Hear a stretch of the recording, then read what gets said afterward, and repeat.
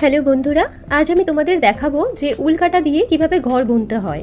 ঠিক আছে, তা এইগুলো দিয়ে তোমরা মাফলার বানাতে পারো। দেখো, সোয়েটার বানানোর প্রসেস তো আলাদা।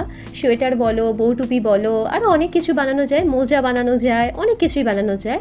তবে সহজভাবে শেখার জন্য আমার মনে হয় মাফলারটাই বেস্ট।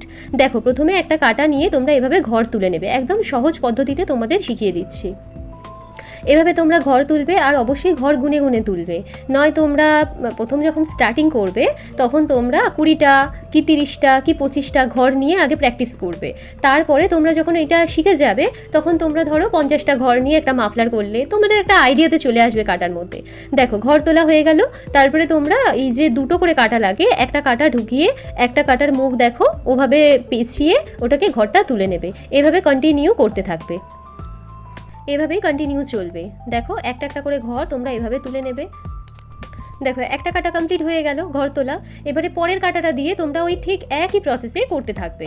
ঠিক আছে, তাহলে এভাবে যখন তোমরা কন্টিনিউ করতে থাকবে, নিচ দিয়ে দেখবে জিনিসটা বাড়তে থাকছে।